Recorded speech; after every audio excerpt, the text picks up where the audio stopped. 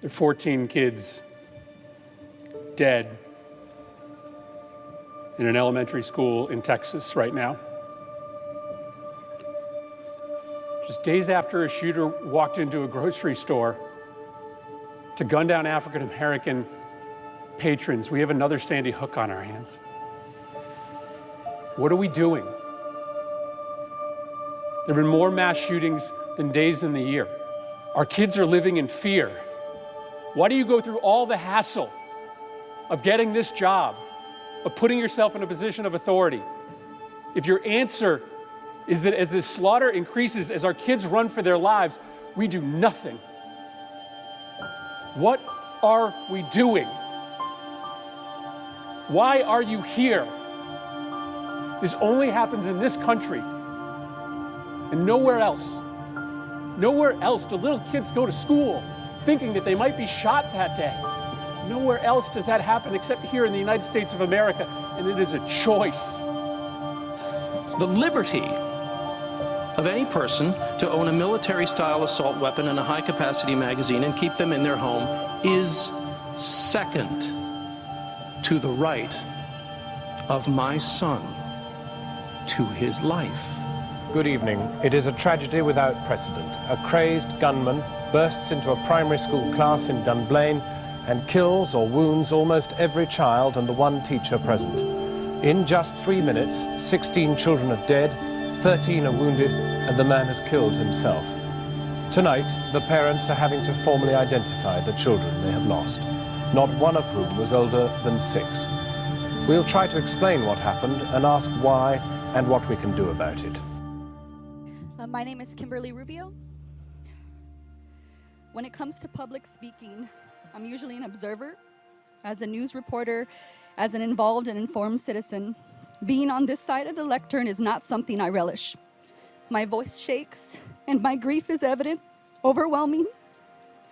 But if my words resonate with even one politician and encourage them to push for change, then I'll be saving so many parents from the devastation that is burying your child.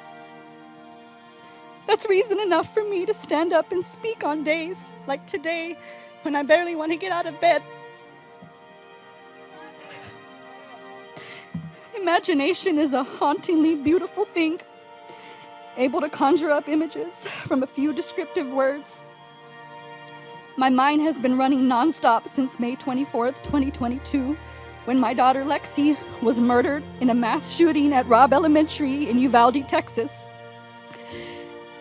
I try to view room 111 through her eyes. I picture which side of the room she and her classmates huddled against as an 18-year-old man, gunfire, fired toward them, killing them so swiftly that their teacher, who lay bleeding nearby, said he didn't hear a whimper or cry. I envision the scene facing the justice of the peace, this tall man with a strong community presence, whose son plays basketball with my son, whose daughter graduated alongside my own, as he walked into my youngest daughter's classroom, tasked with pronouncing dead multiple 9, 10, and 11-year-olds. Now I want you to picture my face, my husband's face, as we read our daughter's death certificate. Our faces contorted in pain, tears flowing freely, as we read her cause of death, gunshot wound to the head.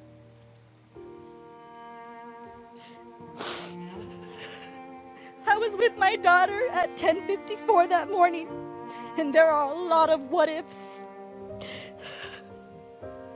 What if I had taken her home after the award ceremony?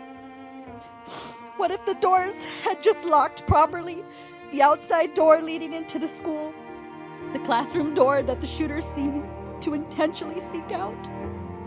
What if the police had immediately engaged the subject?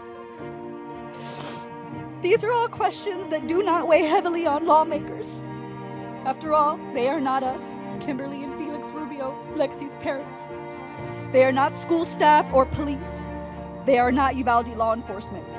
But there is one question that should be on the forefront of their minds. What if the gunman never had access to an assault weapon?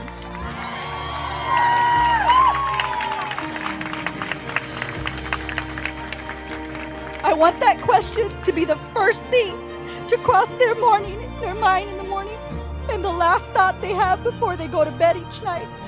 Because we are no longer asking for change. We are demanding it, and we are angry as hell.